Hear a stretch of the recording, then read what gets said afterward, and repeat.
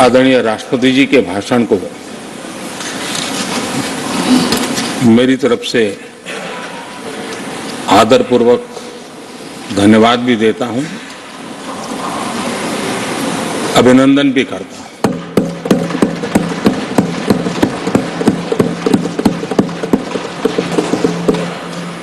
आदरणीय सभापति जी, ये 75वां गणतंत्र दिवस ये अपने आप में एक महत्वपूर्ण माइलस्टोन है और उस समय संविधान की यात्रा के इस महत्वपूर्ण पड़ाव पर राष्ट्रपति जी का भाषण, उसका एक ऐतिहासिक महत्व भी रहता है। और उन्होंने अपने भाषण में भारत के आत्मविश्वास की बात कही है, भारत के उज्जवल भविष्य के प्रति विश्वास को प्रकट किया है और भारत के कोटि कोटि जनों का जो सामर्थ्य है, उस सामर्थ्य को बहुत ही कम शब्दों में लेकिन बहुत ही शानदार तरीके से देश के सामने सदन के माध्यम से प्रस्तुत किया है। मैं राष्ट्रपति जी के इस प्रेरक उद्बोधन के लिए और राष्ट्र को दिशा निर्देश के लिए और एक प्रकार से विकसित भारत के संकल्प को सामर्थ्य देने के लिए हृदय से बहुत बहुत आभार व्यक्त करता हूं।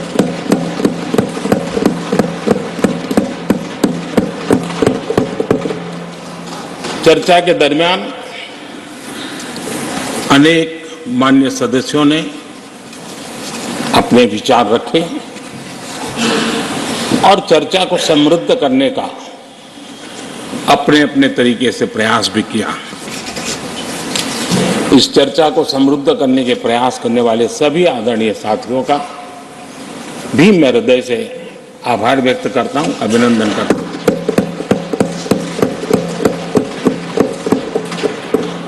कुछ साथियों के लिए आलोचना करना, कड़वी बातें करना, ये उनकी मजबूरी थी, उनके प्रति भी मैं संवेदनाएं प्रकट करता हूं।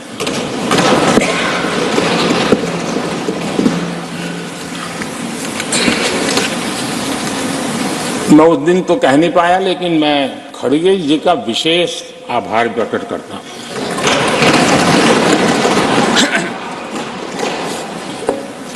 बहुत ध्यान से सुन रहा था खड़गे जी उस दिन में, और ऐसा आनंद आया, ऐसा आनंद आया, ऐसा बहुत कम मिलता है।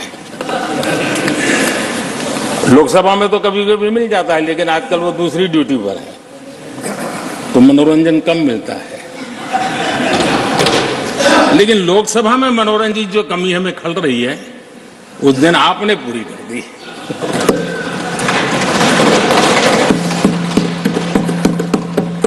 और मुझे प्रसन्नता इस बात की थी कि माननीय खड़गे जी काफी लंबा और बड़ी इम्तिहान वजह से शांति से बोल रहे थे, समय भी काफी लिया था। तो मैं सोच रहा था कि आजादी मिली कैसे, इतना सारा बोलने की आजादी मिली कैसे। तो मैं बस सोच तो रहा था, लेकिन बाद में मेरे ध्यान में आया कि दो स्पेशल कमांडर जो रहते ना उस दिन नहीं थे और आजकल नहीं रहते, और इसलिए बहुत भरपूर फायदा स्वतंत्रता का आदरणीय खड़गे जी ने उठाया।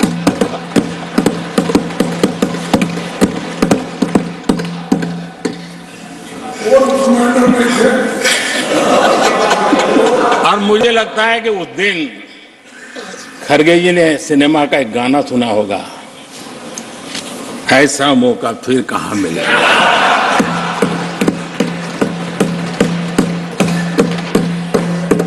और खड़गे जी भी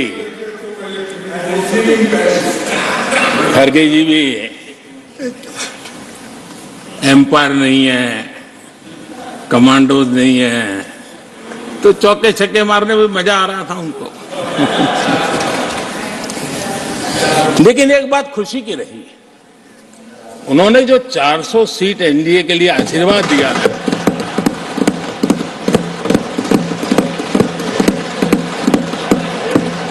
और मैं खड़गे जी के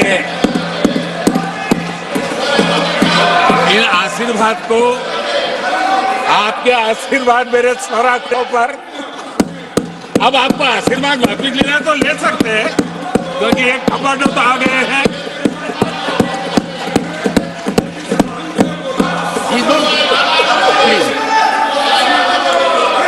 आदरणीय सभापति जी, मैंने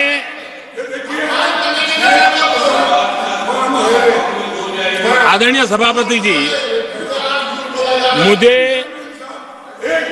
मुझे पिछले वर्ष का वो प्रसंग बराबर याद है। उस सदन में हम बैठते थे और देश के प्रधानमंत्री की आवाज को गला घोंटने का भरपूर प्रयास किया गया। हम बड़े धैर्य के साथ, बड़ी नम्रता के साथ आपके एक एक शब्द को सुनते रहे, और आज भी आप न सुनने की तैयारी के साथ आए हैं। आप न सुनने की तैयारी के साथ आए हैं, लेकिन मेरी आवाज को आप दबा नहीं सकते हैं।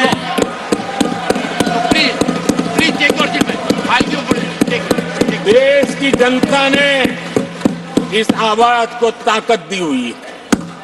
देश की जनता के आशीर्वाद से आवाज निकल रही है, और इसलिए आपने पिछली बार, मैं भी इस बार पूरी तैयारी के साथ आया हूं। मैंने सोचा था कि उस वक्त कि शायद आप जैसे व्यक्ति सदन में आए हैं तो मर्यादाओं का पालन करेंगे, लेकिन 1.5-2 घंटे तक क्या जुल्म किया था आप लोगों ने मुझ पर, और उसके बाद भी मैंने एक भी शब्दों की मर्यादाएं तोड़ी नहीं। आदरणीय सभापति जी, मैंने भी एक प्रार्थना की है, और प्रार्थना तो कर सकते हैं, और मैं तो करता रहता हूं। पश्चिम बंगाल से आपको जो चैलेंज आई है,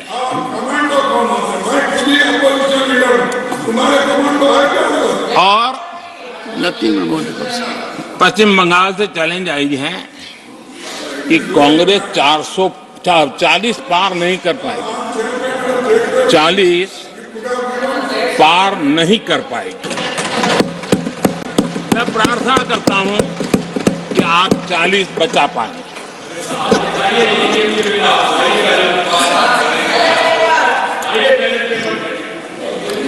आदरणीय सभापति जी, हमको बहुत सुनाया गया है, और हमने सुना है। लोकतंत्र में आपका कहने का अधिकार है, और हमारी सुनने की जिम्मेवारी है। और आज जो भी बातें हुई हैं, उसको मुझे देश के सामने रखनी चाहिए, और इसलिए मैं प्रयास करूंगा। आदरणीय सभापति जी, ये जब सुनता हूं, उधर भी सुना, इधर भी सुना, मेरा विश्वास पक्का हो गया है कि पार्टी सोच से भी आउटडेटेड हो गई है।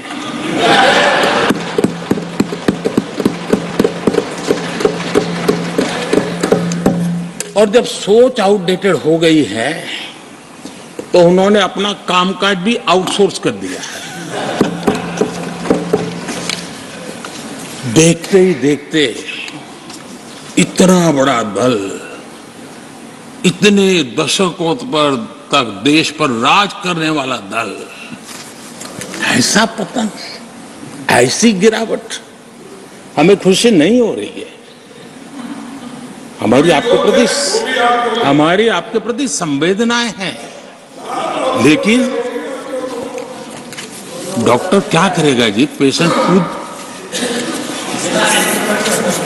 आगे क्या बोलूं?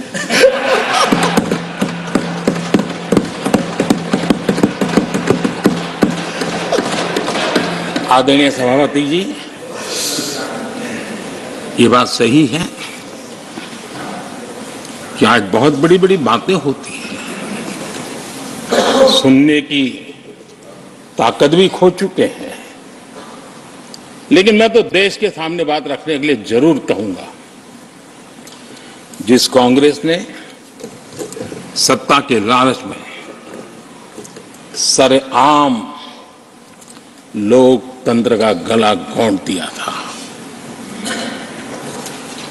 जिस कांग्रेस ने दर्जनों बार लोकतांत्रिक तरीके से चुन करके आई सरकारों को रातों रात भंग कर दी थी, बर्खास्त कर दिया, जिस कांग्रेस ने देश की संविधान लोकतंत्र की मर्यादाओं को जेल के सलाखों के पीछे बंद कर दिया, जिस कांग्रेस ने अखबारों पर ताले लगाने तक की कोशिश की, आवाज,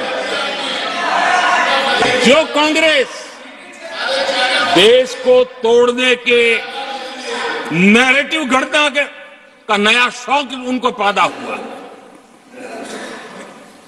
इतना तोड़ा कम नहीं है, अब उत्तर दक्षिण को तोड़ने के लिए बयान दिए जा रहे हैं।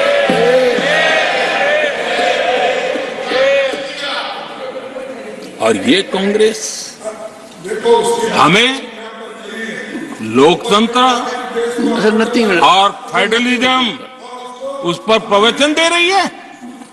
आदरणीय सभापति जी, जिस कांग्रेस ने और भाषा के नाम पर देश को बांटने में कोई कसर नहीं छोड़ी, जिस कांग्रेस ने आतंकवाद और अलगाववाद को अपने हित में पनपने दिया, जिस कांग्रेस ने नॉर्थ ईस्ट को हिंसा, अलगाव और पिछड़ेपन में धकेल दिया, जिस कांग्रेस के राज में नक्सलवाद के लिए देश के लिए एक बहुत बड़ी चुनौती बनाकर के छोड़ दिया, जिस कांग्रेस ने देश की बहुत बड़ी जमीन दुश्मनों के हवाले कर दी, जिस कांग्रेस ने देश की सेनाओं का आधुनिकीकरण होने से रोक दिया, वो आज हमें राष्ट्रीय सुरक्षा और आंतरिक सुरक्षा के लिए भाषण दे रहे हैं। जिस कांग्रेस ने आजादी के बाद से ही कंफ्यूज रही, उनको उद्योग जरूरी है कि खेती जरूरी है, उसी कंफ्यूजन में गुजारा किया। जो कांग्रेस तय नहीं कर पाई कि नेशनलाइजेशन करना है कि प्राइवेटाइजेशन करना है, उलझती रही। जो कांग्रेस 10 वर्ष में 12 नंबर से 11 नंबर पर आर्थिक व्यवस्था ले आ पाई, 10 साल में 12 से 11 नंबर। और आप 12 से 11 आने में बहुत मेहनत नहीं पड़ती है, जैसे जैसे आगे बढ़ते हैं तो मेहनत और बढ़ती है। हम 10 साल में 5 नंबर पे ले आए, और ये कांग्रेस हमें यहां आर्थिक नीतियों पर लंबे लंबे भाषण सुना रही है।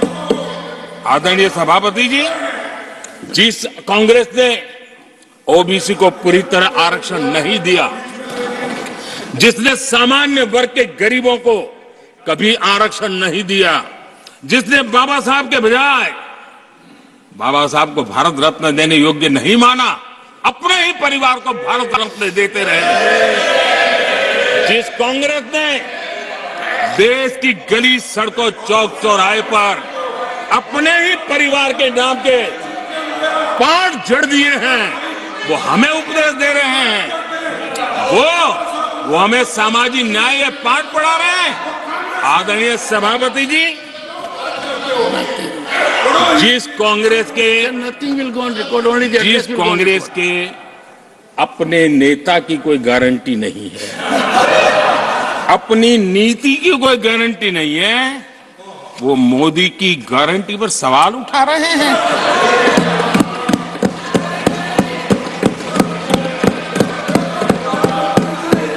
बैठ जाइए। आदरणीय सभापति जी, आदरणीय सभापति जी, यहां एक शिकायत थी,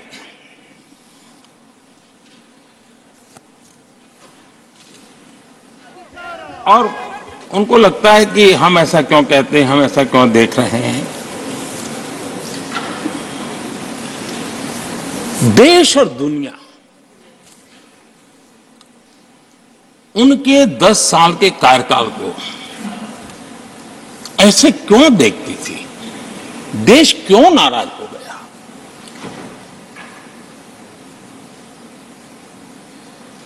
इतना गुस्सा देश को क्यों आया। आदरणीय सभापति जी, हमारे कहने से सब नहीं हुआ है, खुद के कर्मों के फल और अब तो सामने रहते हैं, वो कोई दूसरे जन्म में नहीं होते हैं, इसी जन्म में। आदरणीय सभापति जी, कुछ हम किसी को बुरा नहीं कहते, हमें क्यों कहना चाहिए। जब उन्हीं को लोगों ने बहुत कुछ कहा हो तो मुझे क्या कहने की जरूरत है। मैं एक वक्तव्य सदन के सामने रखना चाहता हूं। मैं पहला कोट पढ़ रहा हूं। सदस्यगण जानते हैं, ये कोटेशन है, सदस्यगण जानते हैं कि हमारी ग्रोथ धीमी हो गई है और फिस्कल डेफिसिट बढ़ गया है। महंगाई दर बीते 2 वर्षों से लगातार बढ़ रही है। करंट अकाउंट डेफिसिट हमारी उम्मीदों से कहीं अधिक हो चुका है। ये कोट मैंने पढ़ा, ये किसी भाजपा के नेता का कोट नहीं है, नहीं ये कोट मेरा है। आदरणीय सभापति जी, यूपीए सरकार के 10 साल पर तत्कालीन प्रधानमंत्री आदरणीय पीएम के रूप में रहे श्रीमान मनमोहन सिंह जी ने कहा और खुद के कार्यकाल में कहा, ये हालत थी, उन्होंने वर्णन किया था। आदरणीय सभापति जी, अब मैं दूसरा कोट पढ़ता हूं, देश में व्यापक गुस्सा है, पब्लिक ऑफिस के मिसयूज को लेकर भारी गुस्सा है। इंस्टीट्यूशंस का मिसयूज कैसे होता था, ये उस समय, ये भी मैंने नहीं करा, ये उस समय के प्रधानमंत्री पद पर डॉक्टर मनमोहन सिंह जी कह रहे थे। उस समय भ्रष्टाचार को लेकर पूरा देश सड़कों पर था, गली गली में आंदोलन चल रहे थे। अब मैं तीसरा कोट पढ़ूंगा।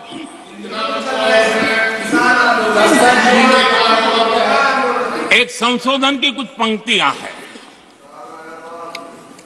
इसको भी आप सुनिए। टैक्स कलेक्शन में भ्रष्टाचार होता है, इसके लिए जीएसटी लाना चाहिए। राशन की योजना में लीकेज होती है, जिससे देश का गरीब सबसे अधिक पीड़ित है। इसको रोकने के लिए उपाय खोजने होंगे। सरकारी ठेके जैसे दिए जा रहे हैं, उस पर शक होता है। ये भी तत्कालीन प्रधानमंत्री आदरणीय मनमोहन सिंह जी ने कहा था। और उसके पहले और एक प्रधानमंत्री, उन्होंने ये कहा था कि दिल्ली से 1 रुपया जाता है 15 पैसा पहुंचता है। सुधार, बीमारी का पता था, सुधार करने की तैयारी नहीं थी। और आज बातें तो बड़ी बड़ी की जा रही है। कांग्रेस के 10 साल का इतिहास देखिए। फ्रेजाइल 5 इकोनॉमी में दुनिया में कहा जाता था, मैं नहीं, दुनिया कहती फ्रेजाइल 5, पॉलिसी पैरालिसिस, ये तो उनकी पहचान बन गई थी। और हमारे 10 वर्ष टॉप 5 इकोनॉमी वाले।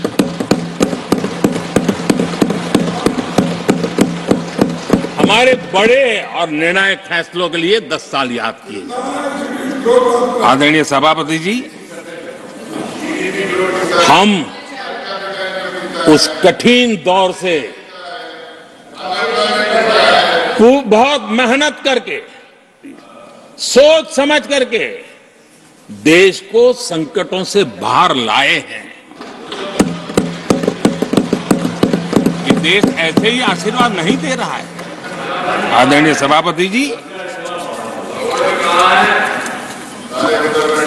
यहां सदन में अंग्रेजों को याद किया गया। Unbecoming conduct, please continue. No please please. आदरणीय सभापति जी, इस सदन में अंग्रेजों को याद किया गया। अब राजा महाराजाओं का तो अंग्रेजों के साथ गहरा नाता रहा था उस समय, तो अब मैं जरा पूछना चाहता हूं कि अंग्रेजों से कौन इंस्पायर्ड था। मैं तो ये तो नहीं पूछूंगा कि कांग्रेस पार्टी को जन्म किसने दिया था, ये तो मैं नहीं पूछूंगा। आजादी के बाद भी देश में गुलामी की मानसिकता को किसने बढ़ावा दिया? अगर आप अंग्रेजों से प्रभावित नहीं थे तो अंग्रेजों की बनाई दंड संहिता, पिनल कोड, आपने क्यों नहीं बदली? आदरणीय सभापति जी, अगर आप अंग्रेजों से प्रभावित नहीं थे तो अंग्रेजों के जमाने के सैकड़ों कानून क्यों चलते रहे? आप अगर अंग्रेजों से प्रभावित नहीं थे तो लाल बत्ती कल्चर, ये लाल बत्ती कल्चर इतने दशकों बाद भी क्यों चलता? अगर आप अंग्रेजों से प्रभावित नहीं थे तो भारत का बजट शाम को 5 बजे इसलिए आता था क्योंकि ब्रिटिश पार्लियामेंट का सुबह शुरू होने का समय होता था। ये ब्रिटेन की पार्लियामेंट के समय के अनुकूल शाम 5 बजे बजट की परंपरा क्यों चलाए रखी थी आपने? कौन अंग्रेजों से इंस्पायर था? अब आप अंग्रेजों से प्रेरित नहीं थे तो हमारी सेनाओं के चिन्हों पर आज भी गुलामी के प्रतीक अब तक क्यों बने हुए थे? हम एक के बाद एक हटा रहे हैं। अगर आप अंग्रेजों से प्रेरित नहीं थे तो राजपथ को कर्तव्य पथ बनने के लिए मोदी का इंतजार क्यों करना पड़ा? आदरणीय सभापति जी, अगर आप अंग्रेजों से प्रभावित नहीं थे तो अंडमान और निकोबार, इन द्वीप समूहों पर आज भी अंग्रेजी सत्ता के निशान क्यों लटके पड़े थे? आदरणीय सभापति जी, अगर आप अंग्रेजों से प्रभावित नहीं थे तो ये देश के सेना के जवान देश के लिए मन मिटते रहे, लेकिन देश के जवानों के सम्मान में एक वॉर मेमोरियल तक आप बना नहीं पाए थे। क्यों नहीं बनाया? अगर आप अंग्रेजों से इंस्पायर्ड नहीं थे, प्रभावित नहीं थे, तो भारतीय भाषाओं को हीन भावना से क्यों देखा? स्थानीय भाषा में पढ़ाई के प्रति आप लोगों की बेरुखी क्यों थी? आदरणीय सभापति जी, अगर आप अंग्रेजों से प्रेरित नहीं थे तो भारत को मदर ऑफ डेमोक्रेसी बताने में आपको कौन रोकता था? आपको क्यों महसूस नहीं हुआ कि दुनिया में, आदरणीय सभापति जी, मैं सैकड़ों उदाहरण दे सकता हूं कि आप किस प्रभाव में काम करते थे और देश को सुनते ये सारी बातें याद आने वाली है। आदरणीय सभापति जी, मैं एक और उदाहरण देना चाहता हूं। कांग्रेस ने नैरेटिव फैलाया और इस नैरेटिव का परिणाम क्या हुआ कि भारत की संस्कृति और संस्कारों मानने वाले लोगों को बड़े हीन भाव से देखा जाने लगा, ढकियानों से मानने लगा गया और इस प्रकार से एक हमारे अतीत के प्रति अन्याय करने की नौबत आई है। अपनी मान्यताओं को गाली देते हैं, अपनी अच्छी परंपराओं को गाली देते हैं, तो आप प्रोग्रेसिव है। इस प्रकार के नैरेटिव गढ़े जाने लगे देश में और उसका नेतृत्व कहां होता था ये दुनिया भली बातें जानती है। दूसरे देश से आयात करना, उसको गर्व का, और भारत की कोई चीज है तो दूसरे दर्जे की है, ये स्टेटस बना दिया गया था। ये स्टेटस सिंबल बाहर से आया, मेड इन फॉरेन स्टेटस बना दिया था। ये लोग आज भी वोकल फॉर लोकल बोलने से बच रहे हैं। मेरे देश के गरीबों के कल्याण का काम हो रहा है। आज आत्मनिर्भर भारत की बात उनके मुंह से नहीं निकलती है। आज मेक इन इंडिया कोई बोलता है तो उनके पेट में चूहे दौड़ने लग जाते हैं। आदरणीय सभापति जी, देश ये सब देख चुका है और अब समझ भी चुका है और उसी का परिणाम आप भुगत भी रहे हैं। आदरणीय सभापति जी, राष्ट्रपति जी ने अपने अभिभाषण में विस्तार से चार सबसे बड़ी जातियों के विषय में हम सबको संबोधित किया था। युवा, नारी, गरीब और हमारे अन्नदाता। हम जानते हैं इनकी समस्याएं ज्यादातर एक समान है, उनके सपने भी एक समान है और उसके समाधान अगर करने हैं तो थोड़ा 19-20 का फर्क पड़ेगा, लेकिन इन चारों वर्गों के समाधान के रास्ते भी एक ही हैं और इसलिए उन्होंने बहुत ही उपयुक्त रूप से राष्ट्र का मार्गदर्शन किया है कि इन चार स्तंभों को मजबूत करिए, देश विकसित भारत की तरफ तेज गति से आगे बढ़ेगा।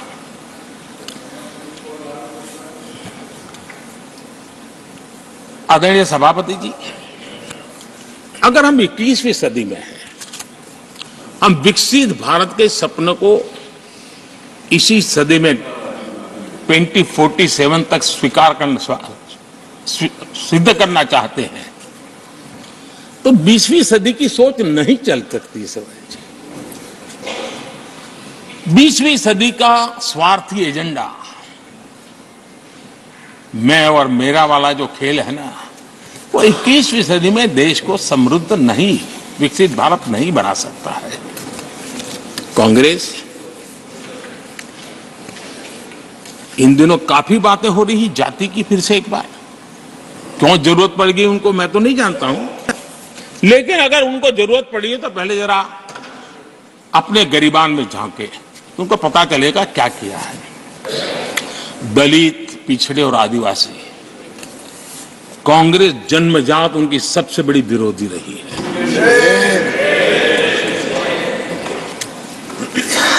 और मैं तो कभी कभी सोचता हूं अगर बाबा साहब न होते ना तो शायद कि एससी एसटी को आरक्षण मिलता कि नहीं मिलता, ये भी मेरे मन में सवाल उठता है। आदरणीय सभापति जी, और मैं ये कह रहा हूं, इसके पीछे मेरे पास प्रमाण है। इनकी सोच आज से नहीं, उस समय से ऐसी है, मेरे पास प्रमाण। और मैं प्रमाण के सिवाय मैं यहां कहने के लिए नहीं आया। और जब बातें वहां से उठी हैं तो फिर तैयारी रखनी चाहिए उनको। मेरा परिचय तो हो चुका है, 10 साल हो गए।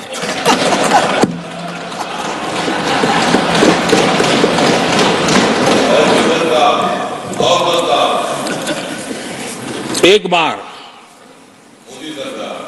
और मैं आदरपूर्वक नेहरू जी को इन दिनों ज्यादा याद करता हूं, क्योंकि हमारे साथियों की अपेक्षा रहती है कि जरा उनको तो बोलो, कुछ तो बोल रहा थे।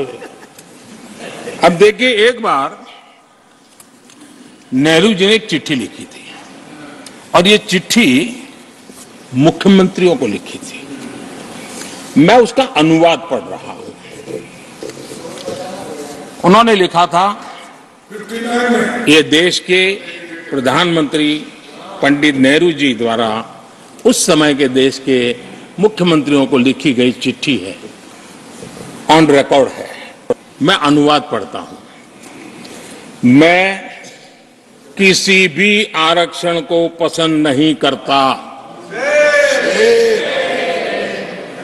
और खासकर नौकरी में आरक्षण तो कतई नहीं। मैं ऐसे किसी भी कदम के खिलाफ हूं जो अकुशलता को बढ़ावा दे, जो दोयम दर्जे की तरफ ले जाए। ये पंडित नेहरू ने मुख्यमंत्रियों को लिखी हुई चिट्ठी है। और तब जाकर के मैं कहता हूं, ये जन्मजात इसके विरोधी है। नेहरू जी कहते थे, अगर एससी, एसटी, ओबीसी को नौकरियों में आरक्षण मिला तो सरकारी काम का स्तर गिर जाएगा। और आज जो आंकड़े गिनाते हैं ना कि इतने यहां है, इतने यहां है, उसका मूल यहां है, क्योंकि उस समय उन्होंने रोक दिया था, रिक्रूटमेंट ही मत करो।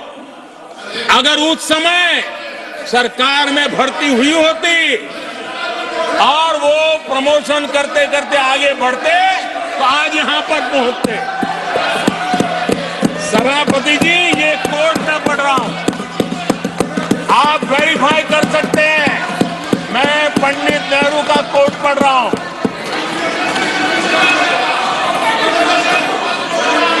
प्लीज। और आदरणीय सभापति जी, Leader of opposition was heard in rapt attention. Are you setting this example?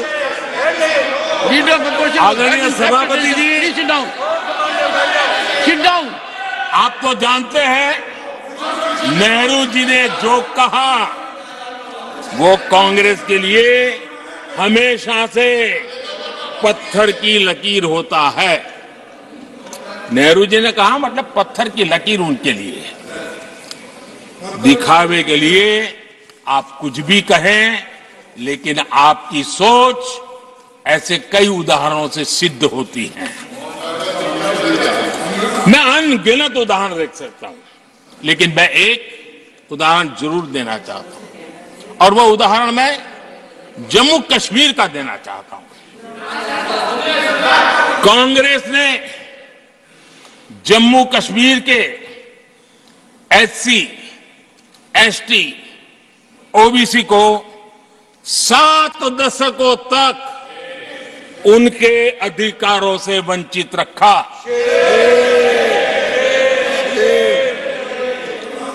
Article 370 में हम कितनी जीतेंगे उसकी बात अभी नहीं कर रहा हूं। आर्टिकल 370 को निरस्त किया, तब जाकर के इतने दशकों के बाद एसटी, एसटी, ओबीसी को वो अधिकार मिले जो देश के लोगों को बरसों से मिले हुए थे। उसको रोक के रखा था। जम्मू कश्मीर में फॉरेस्ट राइट्स एक्ट उनको प्राप्त नहीं था। जम्मू कश्मीर में प्रिवेंशन ऑफ एट्रोसिटी एक्ट नहीं था। ये हमने 370 हटाकर ये अधिकार उनको दिए।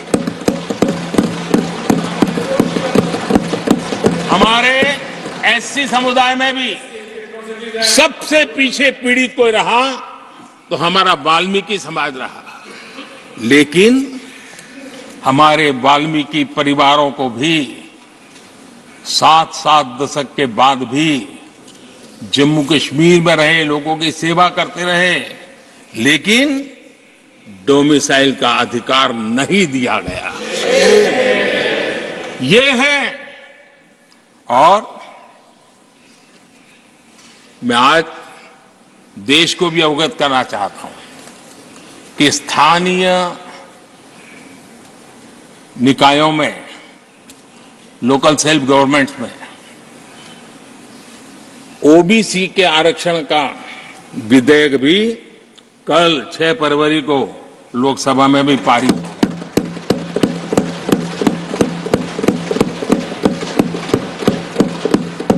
आदरणीय सभापति जी, एससी, एसटी, ओबीसी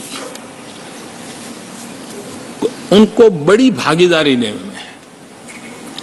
कांग्रेस और साथियों को हमेशा परेशानी रही है। बाबा साहब की राजनीति को, बाबा साहब के विचारों को खत्म करने के लिए कोई कसर उन्होंने छोड़ी नहीं है। वक्तव्य अवेलेबल है, चुनाव में क्या क्या बोला गया वो भी अवेलेबल है। इसको भारत रत्न भी देने की तैयारी नहीं थी, वो भी भाजपा के समर्थन से और सरकार बनी, तब बाबा साहब को छाड़ दिया। इतना ही नहीं, सीताराम केसरी अति पिछड़ी जाति से कांग्रेस पार्टी के अध्यक्ष उठा करके फुटपाथ पर फेंक दिया गया। ओबीसी, वो वीडियो अवेलेबल है, वो देश ने देखा सीताराम केसरी के साथ क्या हुआ। और आदरणीय सभापति जी, इनके एक मार्गदर्शक अमेरिका में बैठे। सभापति जी, इनके एक मार्गदर्शक अमेरिका में बैठे। Sir, only the address will go on record. जो ओनली एड्रेस, नो।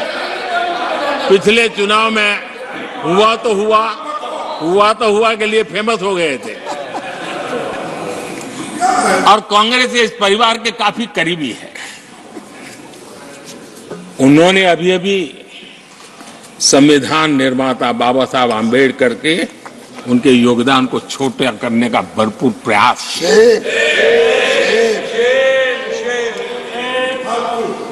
आदरणीय सभापति जी, देश में पहली बार एनडीए ने एक आदिवासी बेटी को राष्ट्रपति बनाने के लिए प्रस्ताव,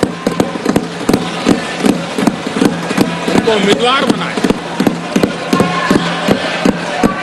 आपका हमसे वैचारिक विरोध हो वो एक बात है, अगर हमसे वैचारिक विरोध होता, आपने सामने कैंडिडेट खड़ा किया होता, मैं समझ सकता था, लेकिन वैचारिक विरोध नहीं था। क्यों? क्योंकि हमारे यहां से गया हुआ व्यक्ति आपने उम्मीदवार बनाया, इसलिए वैचारिक विरोध नहीं था। आपका विरोध एक आदिवासी बेटी के लिए था,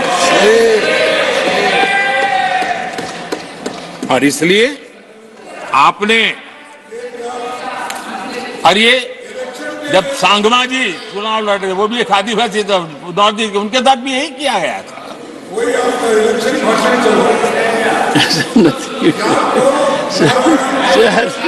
और आज तक सभापति जी, राष्ट्रपति जी का अपमान करने की घटनाएं कम नहीं है, पहली बार इस देश में हुआ है। उनके जिम्मेवार लोगों के मुंह से ऐसी ऐसी बातें निकली है, शर्म से माथा झुक जाए। राष्ट्रपति के लिए ऐसी भाषा बोली गई है, मन में जो कसक पड़ी है ना, वो कहीं न कहीं इस प्रकार से निकलते रहती है। एनडीए के अंदर हमने 10 साल काम करने का मौका मिला। हमने पहले दलित को और अब आदिवासी को, हमने हमेशा, हमारी प्राथमिकता क्या है इसका परिचय।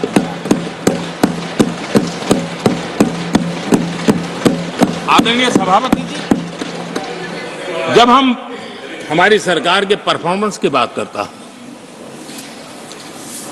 एनडीए की जो गरीब कल्याण की नीतियों की बातें करता हूं, थोड़ा सा अगर उस समाज को निकट से जानते हो, आखिर कौन समाज है लाभार्थी, कौन लोग हैं? ये झुग्गी झोपड़ी में किसको रहने के लिए जिंदगी गुजारनी पड़ रही है? ये किस समाज के लोग हैं? मुसीबतों से गुजरना पड़ता है, व्यवस्थाओं से वंचित रहना पड़ा है, कौन समाज है? हमने जितना काम किया है ना, ये SC, ST, OBC, आदिवासी इसी समाज के लिए है। कच्ची बस्तियों में रहने वाले लोगों को पक्का घर मिला है, तो मेरे इस समाज के बंधुओं को मिला है। स्वच्छता के अभाव में हर वर्ग बीमारी से जूझना पड़ता था, उनको स्वच्छ भारत अभियान का लाभ देने का काम सभापति जी हमारी योजनाओं के तहत मिला है, ताकि उसको अच्छी जिंदगी जीने का अवसर मिला। इसी परिवारों के हमारी माताएं बहनें धुएं से खाना पका पका करके अपनी स्वास्थ्य के संकट को झेल रही थी, हमने उनको उज्ज्वला गैस दिया, वो इन्हीं परिवारों को। मुफ्त राशन हो, मुफ्त इलाज हो, इसके लाभार्थी यही मेरे परिवार है, जो समाज के इस वर्ग के मेरे परिवारजन हैं, जिनके लिए हमारी सारी योजनाएं काम कर रही है। आदरणीय सभापति जी, यहां पर कुछ ऐसा नैरेटिव रखा गया, कम से कम तथ्यों को इस प्रकार से नकारना किसका भला होगा? आप ऐसा करके अपनी क्रेडिबिलिटी भी खो रहे हैं, अपनी प्रतिष्ठा भी खो रहे हैं। आदरणीय सभापति जी, यहां शिक्षा के भ्रामक आंकड़े रखे गए, गुमराह करने का कैसा प्रयास होता है। पिछले 10 वर्ष में SC, ST स्टूडेंट्स के लिए जो स्कॉलरशिप दी जाती है, 10 साल में उसकी वृद्धि हुई है।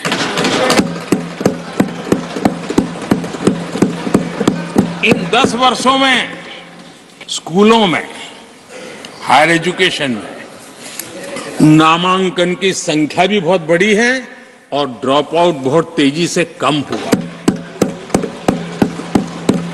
आदरणीय सभापति जी, 10 साल पहले 120 एकलव्य मॉडल स्कूल थे। आदरणीय सभापति जी, आज 400 एकलव्य मॉडल।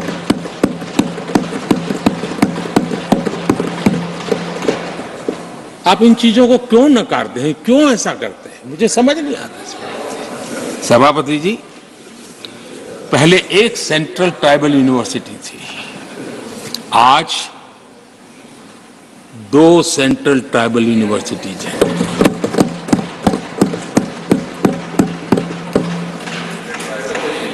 आदरणीय सभापति जी, ये भी सच्चाई है कि लंबे अरसे तक दलित, पिछड़े, आदिवासी बेटे बेटियां कॉलेजों का दरवाजा तक नहीं देख पाते थे।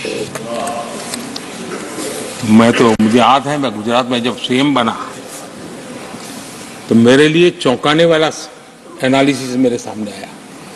गुजरात में उमरगांव से अंबाजीपुरा बेल्ट आदिवासी बहुल क्षेत्र है।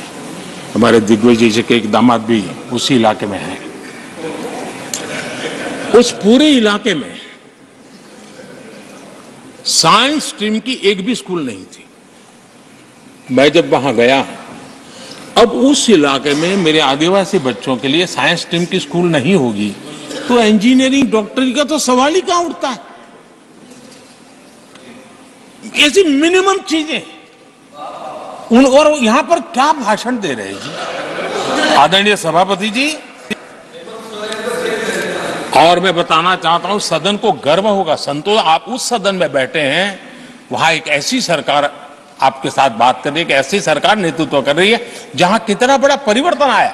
आप उस समाज का विश्वास बढ़ाइए, उनका हौसला बुलंद कीजिए, वो देश की मुख्य धारा में तेजी से आगे बढ़े, उसके लिए हम प्रयास करें, सामूहिक प्रयास करें। आप देखिए, आदिवासी और हमारे SC, SC समाज के विद्यार्थियों का नामांकन मैं कुछ आंकड़े रखना चाहता हूं। उच्च शिक्षा में एससी विद्यार्थियों का नामांकन 44% बढ़ा है।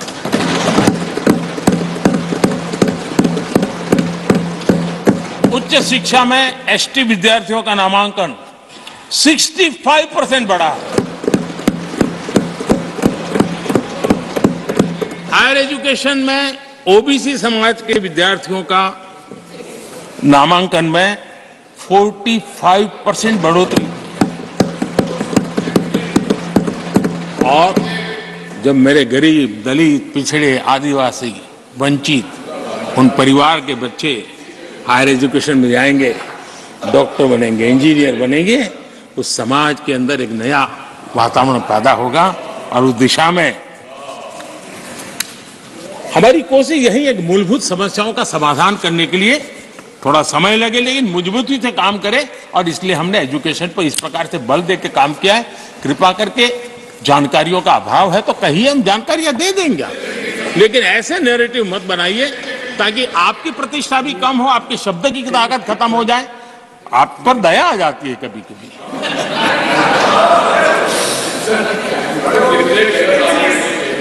आदरणीय सभापति जी, सबका साथ सबका विकास ये नारा नहीं है, ये मोदी की गारंटी है।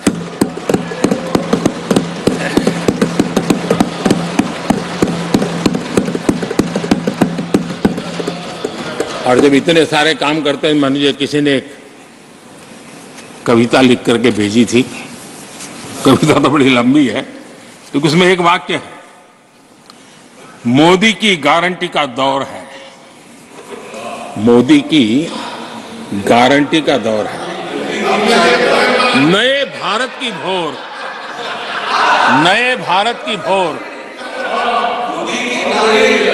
आउट ऑफ वारंटी चल रही दुकानें, आउट ऑफ वारंटी चल रही दुकानें, खोजे अपनी ठोर।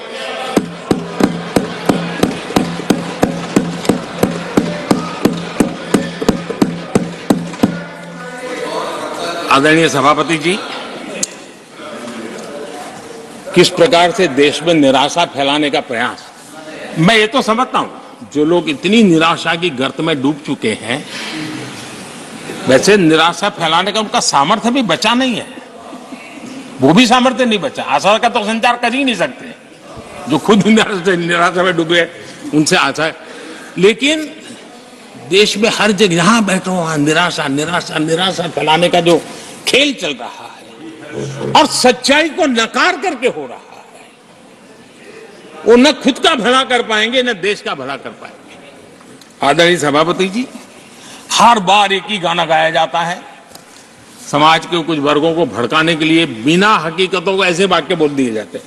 मैं जरा देश के सामने कुछ हकीकतें बोलना चाहता हूं और मुझे विश्वास है मीडिया इस ऐसे विषयों पर जरा डिबेट कर ले ताकि पता चले।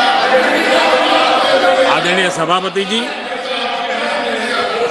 यहां पर सरकारी कंपनियों को लेकर हम पर भांति भांति के आरोप लगे, क्या क्या आरोप लगाए जा रहे हैं, सिर पैर माथा कुछ नहीं बस लगाते चलो।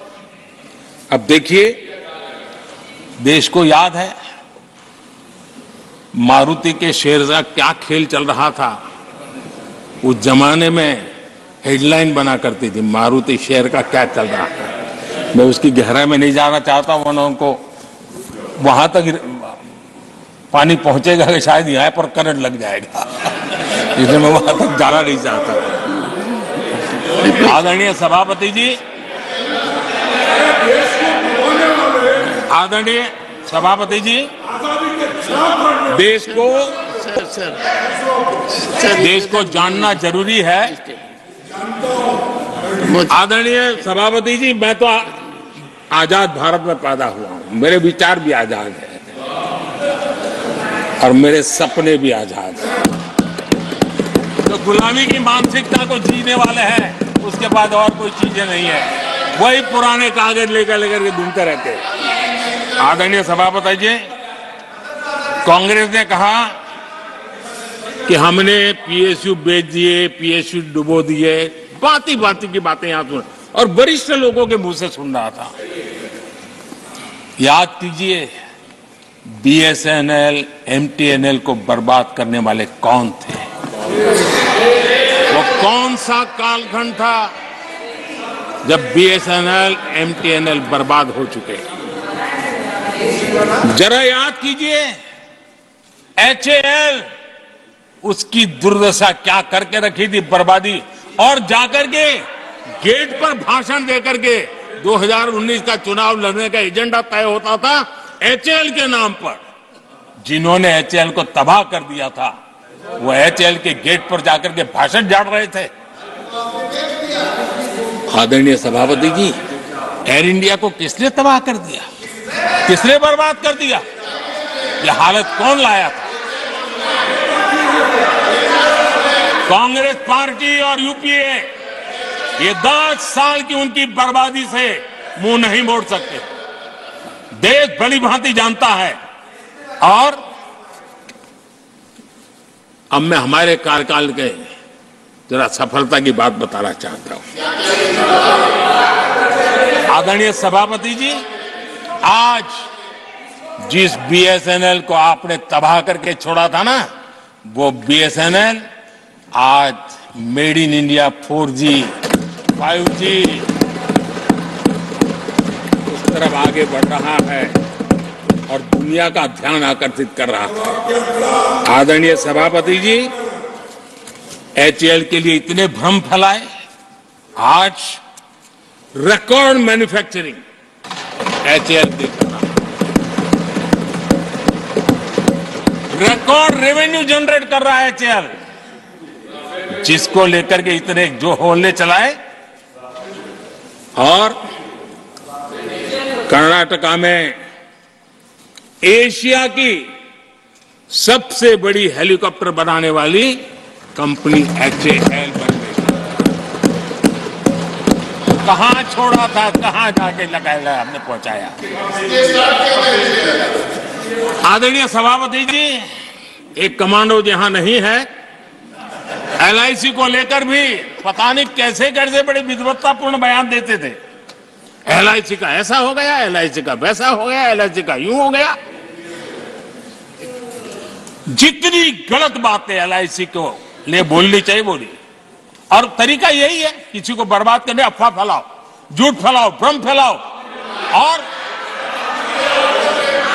और टेक्निक वही है, गांवों में किसी का बड़ा बंगलो हो, लेने का मन करता हो, लेकिन हाथ ना लगता हो तो फिर हवा फैला देते, ये भूतिया बंगला है, यहां जो जाता है ऐसी हवा फैला देते, कोई लेता नहीं, फिर कोई करके लपक लेते।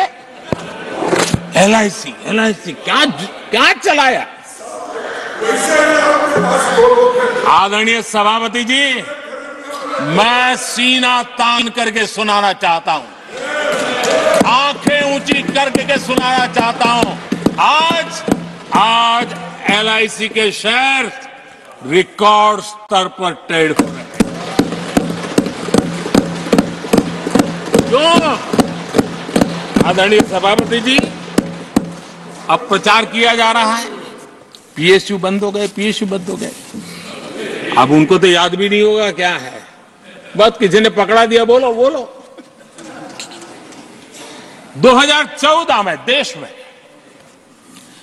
234 पीएसयू थे, 234 2000 उनके यूपीए के 10 साल के कालखंड में। अब 14 में जब उन्होंने छोड़ा 234 आज 254 है। 234 से आज 254 है। अब भाई कोई कौन सा अरिथमेटिक वो जानते हैं, बेच दिए, अब बेचने के बाद 250 हो गया। क्या क्या कर रहे हो आप लोग? आदरणीय सभापति जी, आज अधिकतर पीएसयू रिकॉर्ड रिटर्न दे रहे हैं और इन्वेस्टर्स का भरोसा पीएसयू की तरफ बढ़ रहा है। जो छोटा सा भी शेयर बाजार जानते हैं इनको समझ आता है, नहीं समझता है तो किसी को पूछो। आप सभापति जी देखिए, बीएसई पीएसयू इंडेक्स में बीते एक वर्ष के दौरान लगभग 2 गुनी उछाल हुई है। आदरणीय सभापति जी, 10 साल पहले यानी 2014, 4 से 14 के बीच की बात करता हूं, पीएसयू का नेट प्रॉफिट करीब करीब 1.25 लाख करोड़ था और इस 10 वर्ष में पीएसयू का नेट प्रॉफिट 2.5 लाख करोड़ है।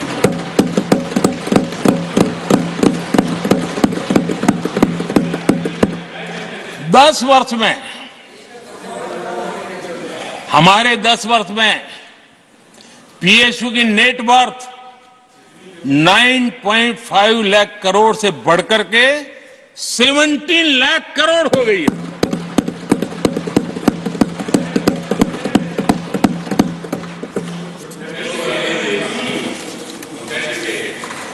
आदरणीय सभापति जी,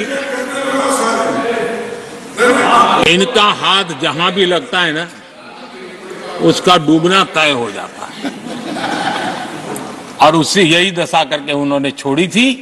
हम मेहनत करके इतनी बाहर लाए, इतनी प्रतिष्ठा बढ़ी है। आपको खुशी होनी चाहिए, भ्रम मत फैलाइए, बाजार में हवा ऐसी न फैलाइए कि देश के सामान्य निवेशक के मन को उलझन में आ जाए। ऐसा काम आप नहीं कर सकते। आदरणीय सभापति जी,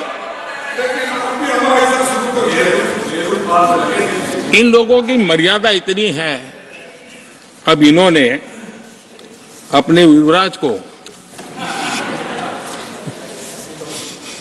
को एक स्टार्टअप बना करके दिया है। अब वो नॉन स्टार्टर है।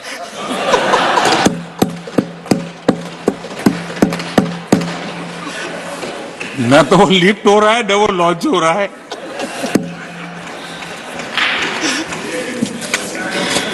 आदरणीय सभापति जी,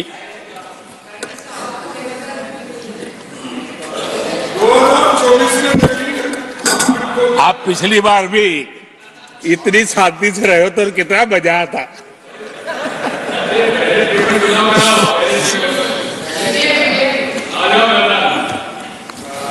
आदरणीय राष्ट्रपति जी, आदरणीय सभापति जी,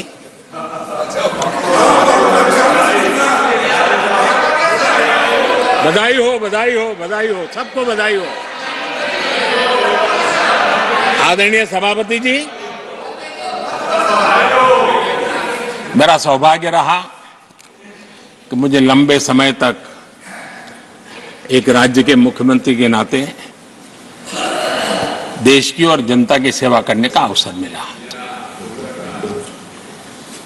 और इसलिए मैं रीजनल एस्पिरेशंस को बहुत भली भांति समझता हूं, क्योंकि मैं उस प्रोसेस से निकला हूं। जैसे हमारे यहाँ दिग्विजय जी, उनको भली भांति सहज समझ आता है भी एक राज्य के लिए क्या होता है। हम लोग उसी दुनिया से निकल करके आए हैं, तो हमें अनुभव है, पता है। शरद राव जी को है, तो ऐसे कुछ लोग हैं यहाँ जिनको ये सारी चीजों का पता है। देवगढ़ा साहब है, तो इन लोगों के इन सारी चीजों का पता है, तो हम इसका महात्म्य समझते हैं। हमें कोई किताबों में नहीं पढ़ना पड़ता है, हम अनुभव कर करके आए हैं। और ये भी सच्चाई है साहब, 10 साल यूपीए की पूरी शक्ति गुजरात को क्या कुछ न करने में लगी हुई थी, अब कल्पना नहीं कर सकते। लेकिन मैं आंसू नहीं बहाता, मैं रोने की मेरी आदत नहीं जी। लेकिन तब भी उतने संकटों के बावजूद भी, उतने जुल्म के बाद भी, हर प्रकार की मुसीबतों को झेलते हुए भी, मेरी तो मुसीबत ऐसी थी कि किसी मिनिस्टर से मुझे अपॉइंटमेंट नहीं मिलती थी। वो कहते थे, भाई आप जानते हो मेरी तो दोस्ती है, मैं फोन पे बात कर लूंगा, लेकिन कहीं फोटो वोटो निकल गए, ये डर रहता था। यहां मंत्रियों का डर ऐसा था। अब खैर उनकी मुसीबतें मैं समझ सकता हूं, मेरे यहाँ एक बार बहुत प्राकृतिक आपदा आई। मैंने उस समय प्रधानमंत्री जी को बड़ा रिक्वेस्ट किया कि आप आइए, एक बार जरा देख लीजिए। उनका कार्यक्रम बना, फिर साहब एक एडवाइजरी कमेटी बनी थी ना, शायद वहां से हुक्म आया तो कोई हेलीकॉप्टर से हवाई निरीक्षण करे वो तो मैं समझ सकता हूं। साहब वो कार्यक्रम बदल करके साउथ में किस राज्य में गए तो मुझे याद नहीं रहा आज, और बोले हम हवाई जहाज से ऊपर से देख लेंगे, हम गुजरात में नहीं आएंगे। मैं सूरत पहुंचा हुआ था, वो आने वाले थे, मैं जानता हूं आखिर में क्या हुआ होगा। तो आप कल्पना कर सकते हैं साहब, प्राकृतिक आपदा में भी मैंने ऐसी मुसीबतों को झेला है, लेकिन उसके बावजूद भी उस समय भी मेरा मंत्र था, आज भी मेरा मंत्र है कि देश के विकास के लिए राज्य का विकास, भारत के विकास के लिए गुजरात का विकास, और हम सबको इसी रास्ते पर चलना चाहिए। हम राज्यों का विकास से ही राष्ट्र का विकास कर पाएंगे। इस पे कोई विवाद नहीं हो सकता है, कोई विवाद नहीं हो सकता है। और मैं आपको विश्वास देता हूं सभापति जी, राज्य अगर एक कदम चलता है तो 2 कदम चलने की ताकत देने के लिए मर गया।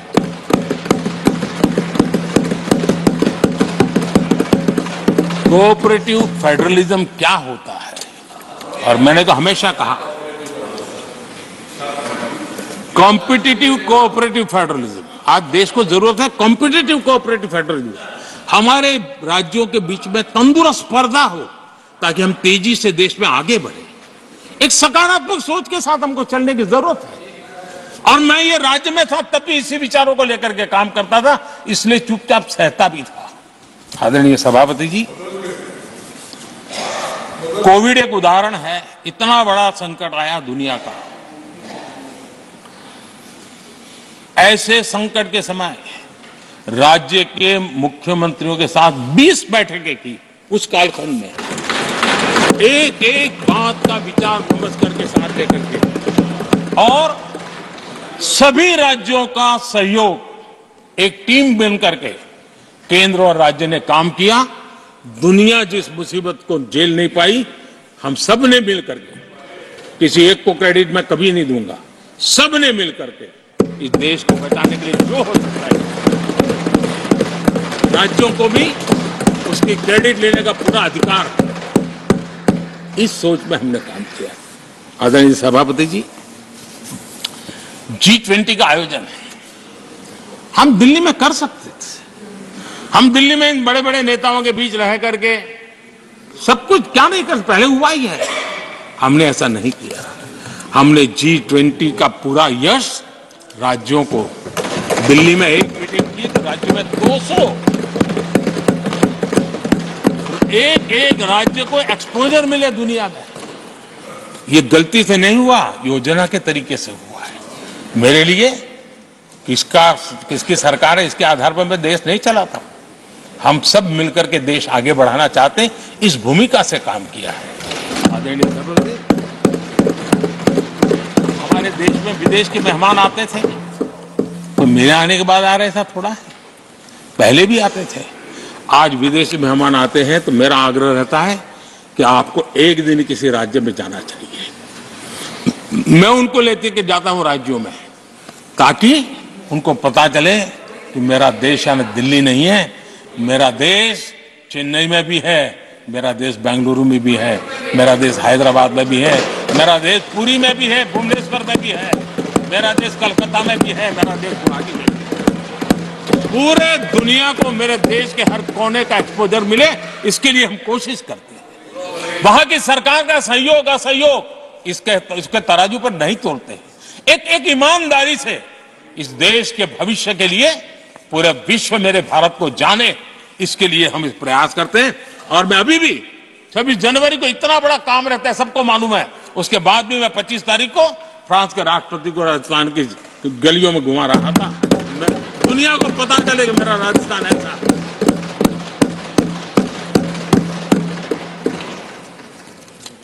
आदरणीय सभापति जी, हमने एक बहुत बड़ा कार्यक्रम लिया जिसकी विश्व में एक मॉडल के रूप में चर्चा हो रही है, एस्पिरेशनल डिस्ट्रिक्ट। एस्पिरेशनल डिस्ट्रिक्ट की जो सफलता है ना, उसमें 80% भूमिका मेरे राज्यों के सहयोग की है।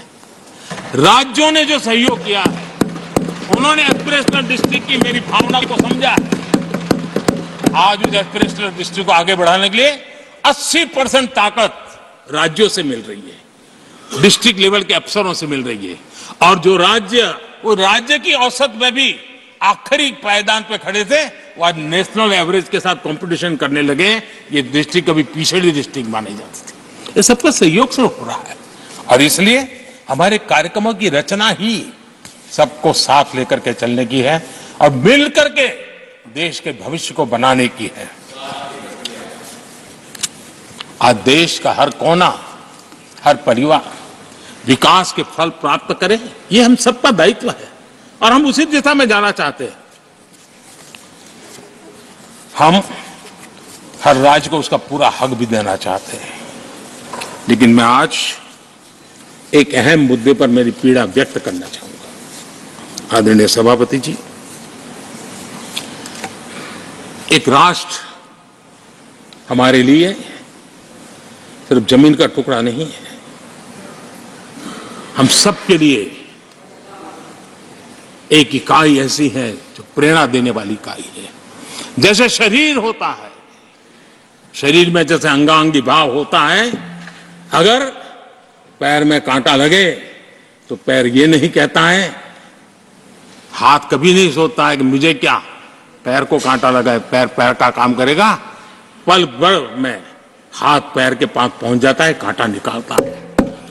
कांटा पैर को लगता है, आंख ये नहीं कहती कि आंसू मैं क्यों बहाऊं, आंसू आंख से निकलते हैं।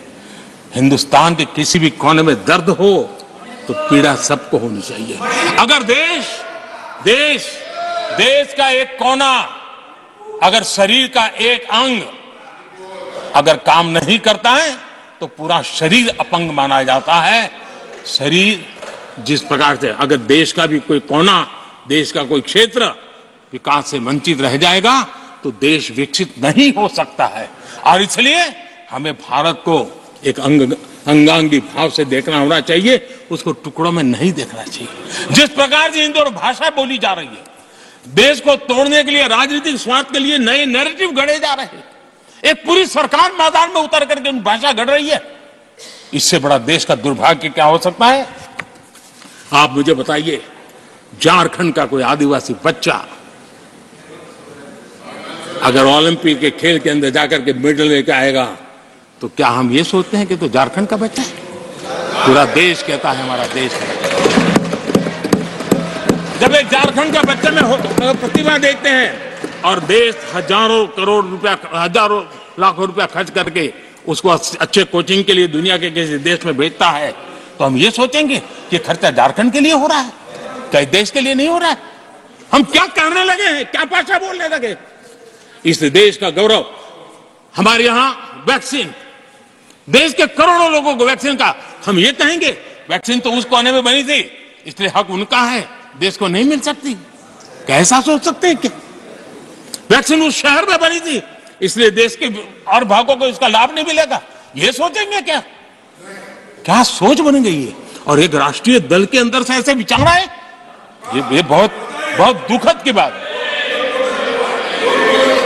मैं पूछना चाहता हूं आदरणीय सभापति जी, क्या अगर हिमालय कल कहना शुरू कर दें, हिमालय कल बोलना शुरू कर दें कि नदियां मेरे यहां से बहती हैं, मैं तुम्हें पानी नहीं देने दूंगा, पानी का अधिकार मेरा है, देश का क्या होगा? देश कहां जाकर के रुकेगा? अगर जिन राज्यों में कोयला है वो कह दे कोयला नहीं मिलेगा, ये हमारी संपत्ति है, जाओ तुम अंधेरे में गुजारा करो, देश कैसे चलेगा? आदरणीय सभापति जी, ऑक्सीजन, कोविड के समय हमारे यहां ऑक्सीजन की संभावनाएं, पूर्वी कार्य में जो उद्योग है उसके देश के पूरे देश को ऑक्सीजन की जरूरत थी।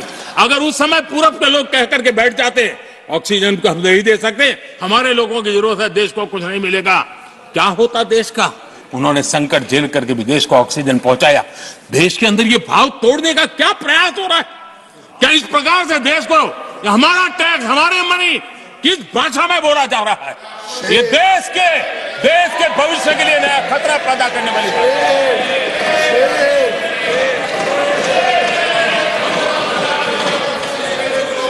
देश को तोड़ने के लिए नए नए नैरेटिव खोजना बंद कर दीजिए। देश को आगे बढ़ना है, देश को एक साथ लेकर के चलने का प्रयास कीजिए। आदरणीय सभापति जी, पिछले 10 वर्ष नीति और निर्माण के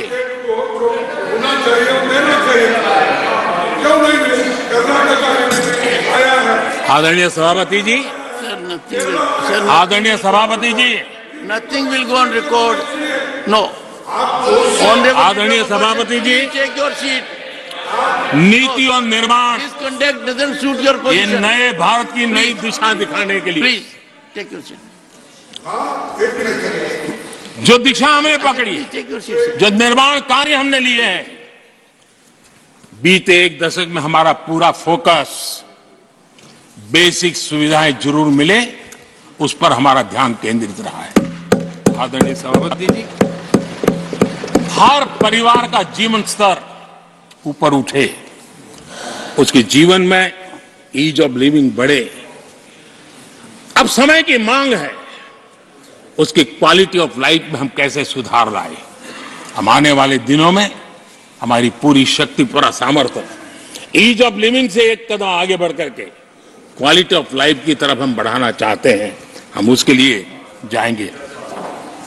आदरणीय सभापति जी, आने वाले 5 वर्ष न्यू मिडिल क्लास, जो गरीबी से निकल करके बाहर आए हैं, ऐसे न्यू मिडिल क्लास को नई ऊंचाई और सशक्त बनाने के लिए हम अनेक विध कार्य पहुंचाने के लिए पूरा प्रयास करने वाले हैं। और इसलिए हमने सामाजिक न्याय का जो मोदी कवच दिया है ना, उस मोदी कवच को और मजबूत बनाने और ताकत देने वाले हैं। आदरणीय सभापति जी, आजकल जब हम कहते हैं कि 25 करोड़ लोग गरीबी से बाहर आए, तो ऐसा कुतर्क दिया जाता है कि 25 करोड़ बाहर आए तो फिर 80 करोड़ को खाना अनाज क्यों देते हो।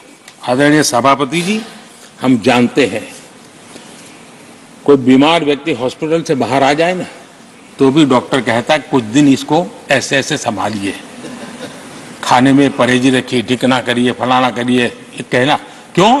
कहीं दोबारा वहां मुसीबत में ना आ जाए।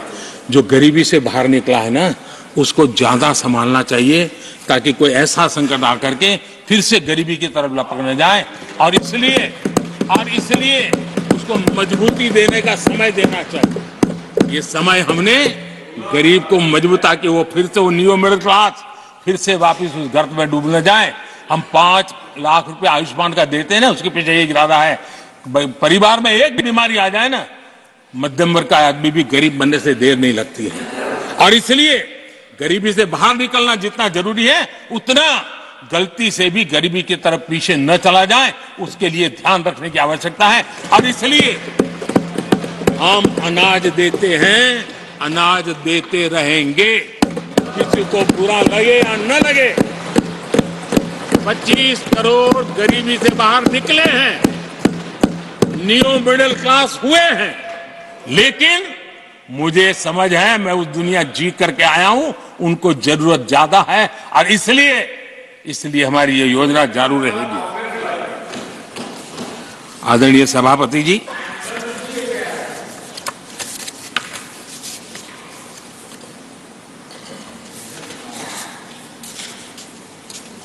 देश जानता है आदरणीय सभापति जी, और इसीलिए मैंने गारंटी दी है। मेरी गारंटी है, गरीबों के 5 लाख रुपए तक की इलाज की सुविधा आगे भी मिलती रहेगी। मेरी गारंटी है, मोदी की गारंटी है। 80% डिस्काउंट से जो दवाइयां मिल रही है, जिसका लाभ मध्यम वर्ग गरीब को मिल रहा है, वो मिलता रहेगा। आदरणीय सभापति जी, मोदी की गारंटी है कि किसानों को जो सम्मान निधि मिल रही है, वो सम्मान निधि चालू रहेगी, ताकि विकास की यात्रा में वो ताकत के साथ जुड़ जाए। आदरणीय सभापति जी, गरीबों को पक्के घर देने का मेरा अभियान है। अगर परिवार बड़ा होता है, नया परिवार बनता है, पक्के घर देने का मेरा कार्यक्रम जारी रहेगा। नल से जल योजना मेरा पक्का इरादा है और मेरा पक्की गारंटी है कि नल से जल, हम नए शौचालय बनाने की जरूरत पड़ेगी, मेरा पक्की गारंटी है, हम जारी रखेंगे। ये काम सारे तेजी से चलेंगे क्योंकि विकास का जो रास्ता, विकास की जो दिशा हमने पकड़ी है, इसको हम किसी भी हालत में जरा भी धीमी नहीं होने देना चाहते। आदरणीय सभापति जी, हमारी सरकार का तीसरा टर्म दूर नहीं है।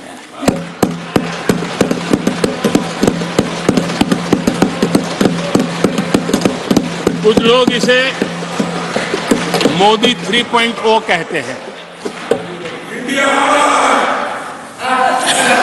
मोदी 3.0 विकसित भारत की नींव को मजबूत करने के लिए पूरी शक्ति लगा देगा।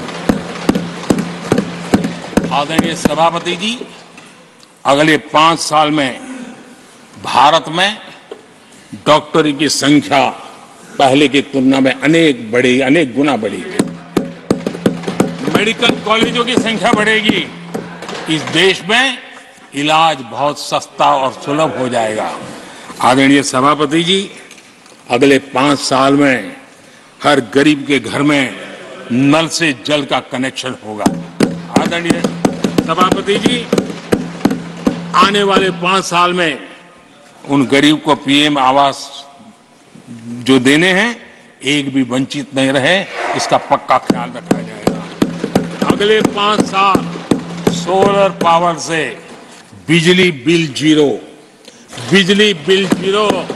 देश के कितने नागरिकों, करोड़ों नागरिकों को बिजली बिल जीरो। और ठीक अगर आयोजन करेंगे तो अपने घर पर बिजली बना करके बेच करके कमाई कर पाएंगे। ये अगले 5 साल का कार्यक्रम है। आदरणीय सभापति जी, अगले 5 साल देश में पाइप से गैस के कनेक्शन पूरे देश में नेटवर्क बनाने का भरपूर प्रयास किया जाएगा। सभापति जी, आने वाले 5 साल हमारी युवा शक्ति का दम पूरी दुनिया देखेगी। आप देखना आदरणीय सभापति जी, हमारे युवा स्टार्टअप्स, युवाओं के यूनिकॉर्न, इसकी संख्या लाखों में होने वाली है। और इतना ही नहीं, टियर 2, टियर 3 सिटी नए स्टार्टअप से उसकी एक नई पहचान के साथ उभरने वाला है। ये मैं 5 साल का चित्र मेरे सामने देख रहा हूं। आदरणीय सभापति जी, रिसर्च फंडिंग, उसकी वृद्धि का प्रभाव आप देखना। पिछले 7 दशक में जितने पेटेंट नहीं हुए हैं, उतने रिकॉर्ड पेटेंट फाइल होने का दिन आने वाले 5 साल में मैं देख रहा हूं। आदरणीय सभापति जी, आज मेरे मध्यम वर्ग के लाखों बच्चे विदेशों में पढ़ने के लिए चले जाते हैं। मैं वो स्थिति लाना चाहता हूं कि मेरे बच्चों के लाखों रुपए बच जाएं, मेरे देश के मध्यम वर्ग के सपने पूरे हो, बेस्ट यूनिवर्सिटी मेरे देश में हो, उच्चतम शिक्षा उनको मेरे देश में मिले और मेरे बच्चों का, उनके परिवार का पैसा बचे। इसलिए मैं कह रहा, आदरणीय सभापति जी, आने वाले 5 साल आप देख रहा, कोई भी इंटरनेशनल खेल की कंपटीशन ऐसी नहीं होगी जिसमें भारत का झंडे हर जगह बनना था। मैं देखने वाला हूं 5 साल खेल जगत के अंदर दुनिया में भारत के युवा की शक्ति की पहचान देने। आदरणीय सभापति जी, आने वाले 5 साल में भारत का पब्लिक ट्रांसपोर्ट पूरी तरह ट्रांसफॉर्म होने वाला है। अगले 5 साल में गरीब और मिडिल क्लास को तेल और शानदार यात्रा की सुविधाएं बहुत आसानी से मिलने वाली है, तेज मिलने वाली है, पूरी ताकत से व्यवस्था होने वाली है। अगले 5 साल में देश बुलेट ट्रेन भी देखेगा और देश वंदे भारत ट्रेन का विस्तार भी देखेगा। आदरणीय सभापति जी, अगले 5 साल में आत्मनिर्भर भारत का अभियान नई ऊंचाई पर होगा। देश हर क्षेत्र में आत्मनिर्भर होता नजर आएगा। आदरणीय सभापति जी, आने वाले 5 साल में मेड इन इंडिया सेमीकंडक्टर दुनिया में हमारी गूंज होगी।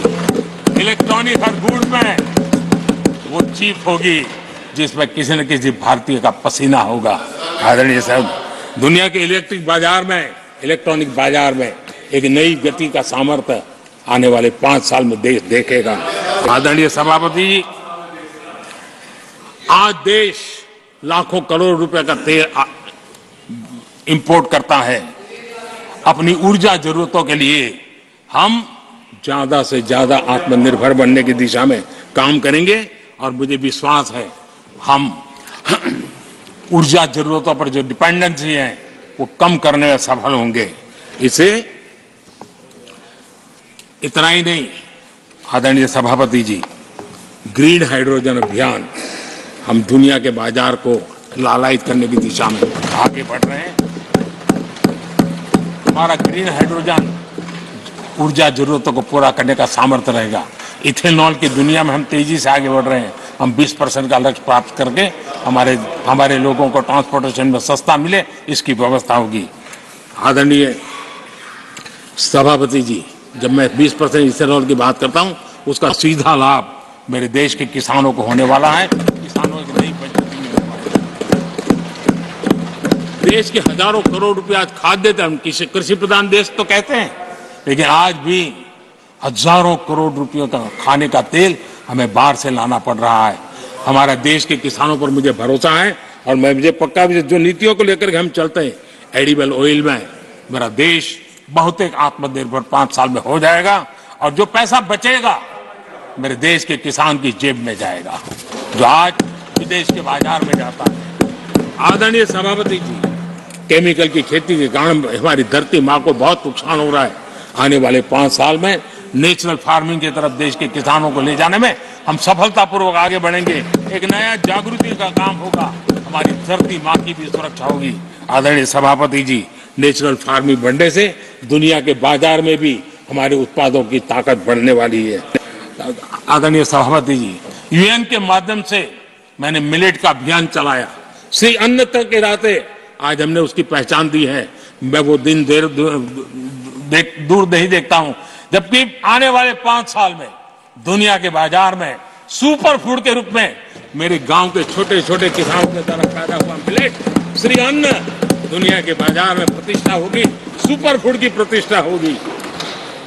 आदरणीय सभापति जी, ड्रोन खेतों में एक नई किसानों की ताकत बन करके उभरने वाला है। 15,000 ड्रोन दीदी का कार्यक्रम ऑलरेडी हम लॉन्च कर चुके हैं। ये तो शुरुआत है, आगे बहुत सफलता दिखती है। आदरणीय सभापति जी, हम नैनो टेक्नोलॉजी को एग्रीकल्चर में लाने में प्रयोग अब तक सफल हुए हैं। हमने नैनो यूरिया में बहुत बड़ी सफलता पाई है, नैनो डीएपी की दिशा में सफलता पाई है और आज एक बोरी भर खातर लेकर के घूमने वाला किसान एक बोतल के खातर से काम चला लेगा, वो कितनी दूर नहीं है। आदरणीय सभापति जी, सहकारिता क्षेत्र में हमने एक नई मिनिस्ट्री बनाई है। उसके पीछे इरादा है कि एक सहकारिता का पूरा जन आंदोलन नई ताकत के साथ उभरे और 21वीं सदी की आवश्यकता के अनुसार उभरे, उसको भी हम, और उसका सबसे बड़ा लाभ हम 2 लाख भंडारण का काम जो हाथ में लिया है, जब 5 साल के भीतर वो पूरा हो जाएगा, छोटा किसान को भी अपनी पैदावार को रखने की जगह मिल जाएगी। किसान तय करेगा किस भाव से बाजार में बेचना है, नहीं बेचना है। उसको जो बर्बाद होने का डर था वो खत्म हो जाएगा और किसान की आर्थिक ताकत बढ़ जाएगी। पशुपालन और मछली पालन पक्का मैं कहता हूं नए रिकॉर्ड बनाने वाले। आज हमारे यहाँ पशु की संख्या है, लेकिन दूध की उत्पादकता में हम स्थिति को बदल देंगे। फिशरिंग एक्सपोर्ट करने की दुनिया में हम बहुत बड़ी तेजी से विकास करेंगे, ये भी मेरा पूरा विश्वास है। हमने एफपीओ की जो रचना का प्रारंभ किया है, अनुभव बहुत अच्छा है। 5 साल के भीतर किसानों की एक नई संगठन की शक्ति और कृषि उत्पादन में वैल्यू की ताकत, ये लाभ मेरे देश के किसानों को अवश्य मिलने वाला है। आदरणीय सभापति जी, G20 की सफलता ने साफ कर दिया है और दुनिया में कोविड के बाद जो खुलापन आया, उस खुलापन का सबसे बड़ा लाभ हमने देखा है कि विश्व का ध्यान भारत की तरफ गया है और इसलिए एक बहुत बड़ा क्षेत्र टूरिज्म आने वाले दिनों में होने वाला है और जो सबसे ज्यादा रोजगार देने वाला है। आज विश्व के कई देश है जिसकी पूरी इकोनॉमी टूरिज्म पर निर्भर है। भारत में भी बहुत से राज्य ऐसे बन सकते हैं जो उनकी पूरी इकोनॉमी का सबसे बड़ा हिस्सा टूरिज्म होगा। और वो दिन दूर नहीं है जिन नीतियों को लेकर के हम चल रहे हैं, भारत एक बहुत बड़ा टूरिस्ट डेस्टिनेशन बनने वाला है। आदरणीय सभापति जी, जिसका हिसाब किताब पहले बहुत कम हुआ करता था, जिसकी बातें सुनकर के हमारी मजाक उड़ाई जाती थी, जब मैं डिजिटल इंडिया की चर्चा करता था, जब मैं फिनटेक की चर्चा करता था, तब मैं जरा आउट ऑफ बॉक्स के बातें कर रहा हूं ऐसा लोगों को लगता था। आउटडेटेड सोच वालों के लिए सामर्थ्य का अभाव था। लेकिन मैं पूरा विश्वास से कहता हूं आदरणीय सभापति जी, आने वाले 5 वर्ष डिजिटल इकोनॉमी की दुनिया में भारत का डंका बजने वाला है। भारत एक नई शक्ति है और डिजिटल व्यवस्थाएं भारत के सामर्थ्य को बढ़ाने वाली है। विश्व मानता है कि एआई का सबसे ज्यादा उपयोग कोई करने का सामर्थ्य किसी देश में होगा तो हिंदुस्तान में होगा। लेटेस्ट से लेटेस्ट टेक्नोलॉजी का उपयोग मेरा देश करेगा। आदरणीय सभापति जी, स्पेस की दुनिया में भारत का नाम रोशन हो रहा है। हमारे वैज्ञानिकों का पराक्रम नजर आने वाला, और आने वाले 5 साल का जो कार्यक्रम है ना, मैं आज उसको शब्दों में बयान नहीं करना चाहता हूं, लेकिन विश्व को अचंभित करने की दिशा में हमारे वैज्ञानिक स्पेस की दुनिया में भारत को ले जाएंगे, ये मेरा पक्का विश्वास है। आदरणीय सभापति, ग्रास रूट लेवल की इकोनॉमी में बहुत बड़ा बदलाव, 10 करोड़ स्वयं सहायता जूथों में हमारी माताएं बहनें जुड़ी हो, और 3 करोड़ हमारी लखपति दीदी, ये अपने आप में हमारे बेटियों के उत्कर्ष की गाथा लिखते हैं। आदरणीय सभापति जी, ऐसे अनेक विविध क्षेत्र हैं जिस क्षेत्र में मैं साफ देख रहा हूं आने वाले 5 साल भारत, कभी हम सुना करते थे स्वर्णिम युग था, मुझे वो दिन दूर नहीं दिखते जब 5 साल में वो मजबूत नींव आएगी और 2047 तक पहुंचते पहुंचते ये देश उस स्वर्णिम युग को फिर से जीने लगेगा। इस विश्वास के साथ आदरणीय सभापति जी, विकसित भारत ये शब्दों का खेल नहीं है, ये हमारा कमिटमेंट है, और इसके लिए हम समर्पित भाव से, हमारी हर सांस उस काम के लिए है, हमारी हर पल उस काम के लिए है, हमारी हर सोच उस काम के लिए समर्पित है। उसी एक भावना के साथ हम चले हैं, चल रहे हैं, चलते रहेंगे और देश आगे बढ़ता रहेगा, ये मैं आपको विश्वास देता। आने वाली सदियां इस स्वर्ण काल का इतिहास में अंकित करेगी, ये विश्वास मेरे मन में इसलिए है, देश की जनता का मिजाज मैं भली भांति समझ पाता हूं। देश बदलाव के 10 साल के अनुभव को देखा है, एक क्षेत्र में जो बदलाव देखा है वो तेज गति से बदलाव जीवन के हर क्षेत्र में नई ऊंचाइयां, नई ताकत प्राप्त होने वाली है, और हर संकल्प को सिद्धि तक पहुंचाना ये हमारी कार्यशैली का हिस्सा है। आदरणीय सभापति जी, मैं फिर एक बार इस सदन में आप सबने जो विचार रखे उसके कारण देश के सामने सत्य रखने का मुझे जो अवसर मिला, और डंके की चोट पर सत्य रखने का अवसर मिला, और सदन की पवित्रता के बीच रखने का अवसर मिला है, संविधान की पूरी साक्ष्य रख करके ये विचार रखने का अवसर मिला है। मुझे विश्वास है कि देश जिनकी वारंटी खत्म हो गई है उनकी बातें सुन नहीं सकता है, जिसकी गारंटी की ताकत देखी है उसके विचारों के भी विश्वास करते हुए आगे बढ़ेगा। मैं फिर एक बार आदरणीय सभापति जी आपका हृदय से आभार व्यक्त करता हूं, और आदरणीय राष्ट्रपति जी को मेरी तरफ से उनके व्याख्यान के लिए आदरपूर्वक अभिनंदन और आभार व्यक्त करते हुए मैं मेरी वाणी को विराम देता हूं। बहुत बहुत धन्यवाद।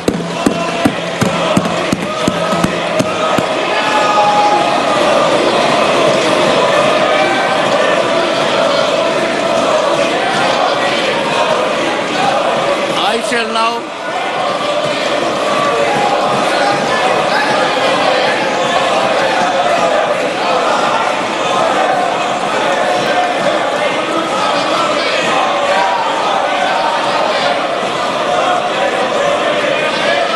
shall now put the amendments which have been moved to vote. Amendments numbers 1 to 4 by Shri Tiruchi Shiva. Are you moving? Yes, sir. Are you moving? Moving, sir. As is amendments, I shall now put the amendments to vote. Those in favor, please say aye. Those against will please say no. I think noes have it, the noes have it, the noes have it. Amendment numbers 1 to 4 are negative. Amendment number 5. ಅನುದಾನ ಮುಂದಿಟ್ಟು ದೇಶ ವಿಭಜಿಸುವಂತಹ ಪ್ರಯತ್ನ. ದೆಹಲಿಯಲ್ಲಿ ಕಾಂಗ್ರೆಸ್ ಪ್ರತಿಭಟನೆಗೆ ಪ್ರಧಾನಿ ಮೋದಿ ಆಕ್ರೋಶ ವ್ಯಕ್ತಪಡಿಸಿರುವಂತಹ ರೀತಿ. ರಾಜ್ಯಸಭೆಯಲ್ಲಿ ನನ್ನ ತೆರಿಗೆ ನನ್ನ ಹಣ ಅಂತಿದ್ದಾರೆ. ಇದು ಯಾವ ಭಾಷೆ? ಕಾಂಗ್ರೆಸ್ ದೇಶ ಇಬ್ಬಾಗಿಸುವಂತಹ ವಾತಾವರಣ ಸೃಷ್ಟಿಸ್ತಾ ಇದೆ. ರಾಜ್ಯ ಕಾಂಗ್ರೆಸ್ ಪ್ರತಿಭಟನೆಗೆ ಪ್ರಧಾನಿ ಮೋದಿ ತಿರುಗೇಟು ಕೊಟ್ಟಿದ್ದಾರೆ. ದೆಹಲಿಯಲ್ಲಿ ಕಾಂಗ್ರೆಸ್ ಪ್ರತಿಭಟನೆಗೆ ಮೋದಿ ಆಕ್ರೋಶ ವ್ಯಕ್ತಪಡಿಸಿದ್ದು, ಇಂತಹ ಹೇಳಿಕೆಗಳು ದೇಶಕ್ಕೆ ಅಪಾಯಕಾರಿ, ಕಾಂಗ್ರೆಸ್ ದೇಶ ಇಬ್ಬಾಗಿಸುವಂತಹ ವಾತಾವರಣ ಸೃಷ್ಟಿಸ್ತಾ ಇದೆ ಅಂತ ರಾಜ್ಯ ಕಾಂಗ್ರೆಸ್ ಪ್ರತಿಭಟನೆಗೆ ಪ್ರಧಾನಿ ಮೋದಿ ತಿರುಗೇಟು ಕೊಟ್ಟಿದ್ದಾರೆ. ಭಾರತವನ್ನ ಇಬ್ಬಾಗಿಸುವಂತಹ ಪ್ರಯತ್ನ ಆಗ್ತಾ ಇದೆ ಅಂತ ಪ್ರಧಾನಿ ಮೋದಿ ವಾಗ್ಬಾಣ ಬಿಟ್ಟಿದ್ದಾರೆ.